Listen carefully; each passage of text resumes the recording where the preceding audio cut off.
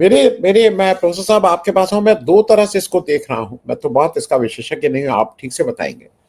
ये जरूर है कि जो मध्यम वर्गीय हैं, जिनकी तनख्वाह है, जिनकी फिक्स इनकम है, जिनको जिनके जिनके महीने के 50,000 लाख रुपया खर्च होते हैं, उनके लिए तो ये एक वेलकम स्टेप है। उनको जरूर कुछ राहत मिलेगी, इसमें कहीं कोई दो राय नहीं है। लेकिन मेरे कुछ इसके जानकार लोगों से बात हुई, उन्होंने कहा जो मूल रूप से जो आप करना चाहते थे, इससे उनका कहना है कि कुछ ना कुछ फर्क भी पड़ेगा, क्योंकि जब आपका अमेरिका का जो अभी एक तरह से सैंक्शन ही लगा दिया है, उससे जो हमारे रोजगार बेरोजगार लोग हो रहे थे, वो एग्जैक्ट वो तो नहीं, लेकिन कहीं ना कहीं डिमांड बढ़ने की बिल्कुल संभावना, इससे इनकार नहीं किया जा सकता है। लेकिन जो एसएमई सेक्टर है और जो अनऑर्गेनाइज सेक्टर है, क्योंकि अनऑर्गेनाइज सेक्टर करीब 97% ऑफ द टोटल इकोनॉमी है, उस पर कोई फर्क नहीं पड़ेगा, बल्कि एक विशेषज्ञ का कहना है कि वो और पिटेगा। उनका जैसे उन्होंने, मैंने कहा क्यों पिटेगा, उन्होंने कहा जैसे अब आप ब्लिंकेट और ये सब जो ऑर्गेनाइज सेक्टर हैं, ये और बढ़ते जाएंगे, और जो गली के किनारे परचून की दुकान, जो लाला की दुकान जो वो रहती थी, उसके यहाँ अब उसको कंपटीशन और मुश्किल हो जाएगा, क्योंकि पहले एक ज्यादा जीएसटी और उसकी वजह से उसका थोड़ा कॉम्पिटिटिव एज थी, वो खत्म हो रही है।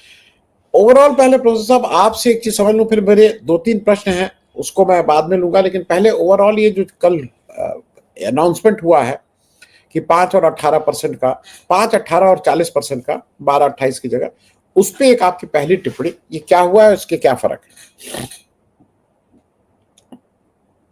अनम्यूट कर लीजिएगा।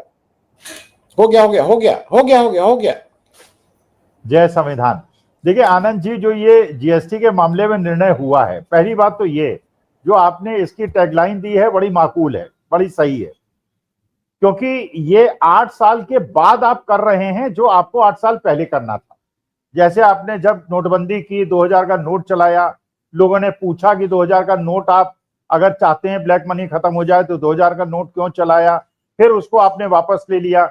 उसी प्रकार से पहले अनर्गल आपने जीएसटी लगाई, फिर उसमें ये रिफॉर्म किया, तब जबकि उसकी जो उपयोगिता थी वो खत्म हो गई।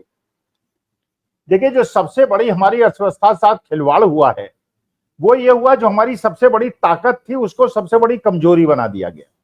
हमारी सबसे बड़ी ताकत क्या थी कि इमर्जिंग मिडिल क्लास थी, जो यूरोप के अंदर और ज्यादातर देशों के अंदर टोटल पॉपुलेशन है उससे ज्यादा हमारी मिडिल क्लास थी, जिसके बाद परचेजिंग पावर थी।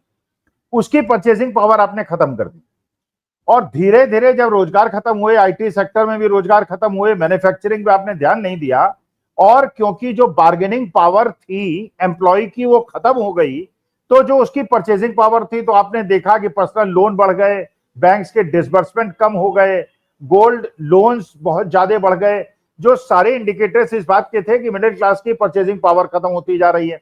तो जो पहले एक 30-35 करोड़ का चंक हुआ करता था जो कि परचेजिंग किया करता था, वो घट के 20 करोड़ हो गया। अच्छा, उसके बाद जब ये अमेरिका ने सैंक्शन लगाया, और केवल अमेरिका ने सैंक्शन नहीं लगाया, अमेरिका ने जो आप पे टैरिफ लगाया वो दूसरे देशों से ज्यादा लगाया, और चाइना से भी ज्यादा लगाया, बांग्लादेश, पाकिस्तान, भूटान, नेपाल सबसे ज्यादा लगाया। तो इसका मतलब जो आपके कॉम्पिटिटिव इकोनॉमीज थी, जो माल बेचा करती थी, और जहां पे आपका एक्सपोर्ट ज्यादा था, इंपोर्ट कम था, और आपका डेफिसिट नहीं था, सरप्लस था, वहां से आपको चोट लगी। अच्छा, उसके बाद आप देखिए गोदी मीडिया ने किस प्रकार से हमारे देश की विदेश नीति और हमारी आर्थिक नीति का और सत्यानाश कर दिया। आप अगर 2 दिन में देखेंगे तो गोदी मीडिया के अंदर केवल डोनाल्ड ट्रंप और उनके एडवाइजर्स को गाली देने का कार्यक्रम चल रहा है। और मेरा यह मानना है, गोदी मीडिया में मैं गया था, मेरा स्पष्ट मानना है हमारे देश की विदेश नीति का अगर सत्यानाश किसी ने किया है तो उसमें बहुत बड़ा योगदान गोदी मीडिया का है। अब आप ये बताइए, वो लॉबी, पूरी की पूरी लॉबी, जिसमें नेटो कंट्रीज भी हैं, जिसमें जापान भी है, जिसमें ऑस्ट्रेलिया भी है, जिसमें अमेरिका भी है, आप अभी तक तो वामपंथ के खिलाफ बोला करते थे, और आज के तारीख में हम नॉर्थ कोरिया के साथ, रूस और चीन के साथ खड़े हुए हैं। अब आपको यह नहीं समझ में आ रहा है कि जब इनके साथ खड़े अमेरिका को गाली दे रहे हैं तो क्या इसराइल को भी गाली दे रहे हैं? क्या इसका मतलब आप ईरान के साथ खड़े हुए हैं, पैलेस्टीन के साथ खड़े हुए हैं? तो कंफ्यूजन पूरी तरह से है। तो देखिए, ये जो परचेजिंग पावर लोगों की पूरी तरह से खत्म कर दी गई। अब ये बात देखिए, ये इंडिकेशन गवर्नमेंट का था और सबको था कि जिस प्रकार से ये सैंक्शंस लगे हैं, इस बार का फेस्टिवल सीजन बहुत ज्यादा सूखा जाएगा। लेकिन इसका कितना ज्यादा इंपैक्ट होगा, जो आपने कार के ऊपर 40-50 हजार रुपए का फायदा होगा एक बायर को छोटी कार के ऊपर, ये परचेजर। लेकिन जो सबसे बड़ी समस्या है, देखिए पहले भी मैंने कहा, अगर इन्फ्लेशन 12% का भी हो तो आप झेल लेंगे, लेकिन आपकी इनकम तो 15% बढ़े। अगर आपकी इनकम नहीं बढ़ रही है और इन्फ्लेशन 6% का हो गया, इसका मतलब आप 6% के डेफिसिट में चल रहे हैं।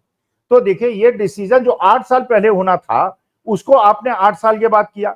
वो तब किया जब हमारी इकोनॉमी चारों तरफ से ऑनस्लॉट्स को झेल रही है। अब आप ये सोचिए किस प्रकार से जो रोजगार जा रहे हैं, टेक्सटाइल मिल्स के अंदर जा रहे हैं, ज्वेलरी एंड जेम्स के अंदर जा रहे हैं, बाकी एक्सपोर्टर्स पे जा रहे हैं, पंजाब के अंदर और हिमाचल प्रदेश के अंदर, उत्तराखंड के अंदर, जम्मू कश्मीर के अंदर जो बाढ़ की स्थिति है, अभी तक कोई रिलीफ पैकेज का अनाउंसमेंट नहीं हुआ है। पीएम केयर फंड का जो पैसा है वो किसके लिए इकट्ठा किया गया है? चुनावी बॉन्ड का जो पैसा है जिसको वापस किया जाना चाहिए था, वो पंजाब करा रहा है, आपका पूरा उत्तर भारत करा रहा है, और उस पैसे की व्यवस्था आप नहीं करा रहे। तो जो अर्थव्यवस्था की आपकी रीढ़ था, जो एग्रीकल्चर का रीढ़ था, आप देखिए पंजाब के जो आप वीडियोस देख रहे होंगे, उसके अंदर पूरे के पूरे खेत साफ हो गए, उनके मकान साफ हो रहे हैं। जिन सिखों को हमने कभी रोते हुए नहीं देखा है, वो बिलखते हुए दिख रहे हैं, क्योंकि वो सड़क पे आ गए, सरकार की तरफ से उनको कोई मदद नहीं मिल रही है। तो जब आपका फार्मर परेशान है, जब आपका मिडिल क्लास परेशान है, और थोड़े से 2-3% लोगों की, अच्छा एक और इंडिकेशन, लास्ट बात अपनी मैं कहता हूं, शेयर मार्केट में जब से ये जीएसटी रिफॉर्म की बात की गई है, आप शेयर मार्केट को ऑब्जर्व कीजिए, शेयर मार्केट में कोई बहुत ज्यादा चढ़ाव नहीं हुआ। इसका मतलब मार्केट इस बात को मान रहा है कि ये जीएसटी रिफॉर्म जो है इस बार बहुत ज्यादा फेस्टिवल सीजन को नहीं पुश करेगा।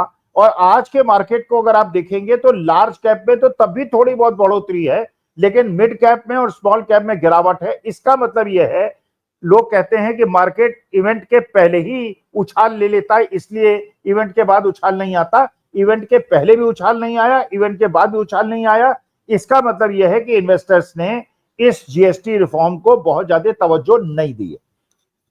मैं प्रोफेसर साहब एक चीज बता दूं, 150 पॉइंट ऊपर हुई है, मतलब ये तो 150 पॉइंट तो कोई छींक देता है या किसी का हो जाता है उससे आता है, 150 पॉइंट मार्केट इंडिकेटर तो कहीं से नहीं है।